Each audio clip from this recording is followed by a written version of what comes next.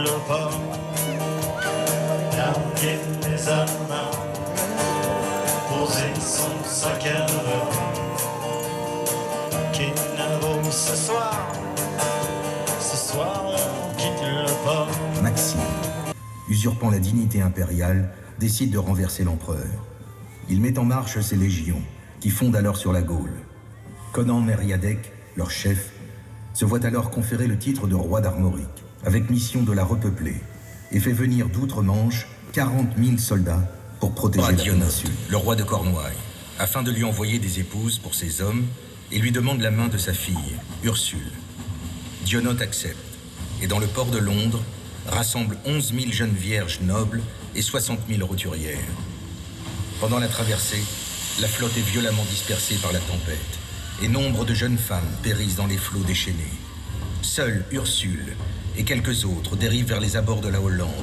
Vers l'embouchure du Rhin, elles tombent aux mains des Huns, qui les massacrent sans pitié. À Sussignon, Pierre de Dreux se dit poète, mais ici en Bretagne, on le sait violent, autoritaire et ambitieux. Prince du sang royal, souvent rebelle mais fidèle vassal du roi de France, redouté du haut clergé, Pierre de Dreux veut montrer sa puissance. Devenu Pierre Ier de Bretagne, il rêve d'asseoir sa grandeur. Sussignon se doit de tutoyer le ciel. Mais le...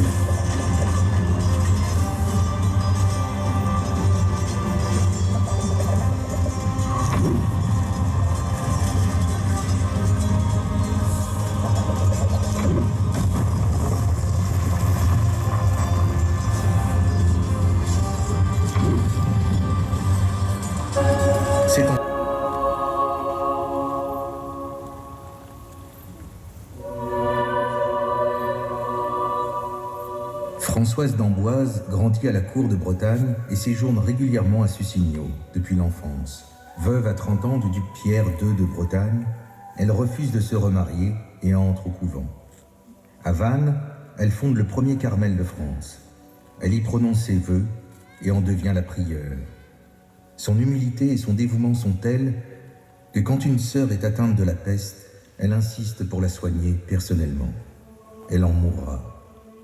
Religion sans charité n'est que corps sans âme et fontaine sans eau. Mère Françoise sera béatifiée quelques années après sa mort.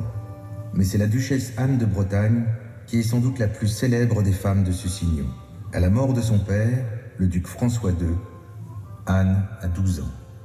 Elle est l'unique héritière du duché de Bretagne, de quoi attiser toutes les convoitises. En particulier celle du futur empereur germanique, Maximilien de Habsbourg. À 13 ans, Anne de Bretagne l'épouse par procuration. L'union est symboliquement consommée selon une étonnante coutume allemande. En l'absence de Maximilien, Anne, couchée sur un lit de parade, avait sorti sa jambe gauche dénudée, et Wolfgang, l'émissaire de Maximilien, debout à côté du lit, mit sa jambe à côté de celle d'Anne pour signer l'union de son maître avec la duchesse.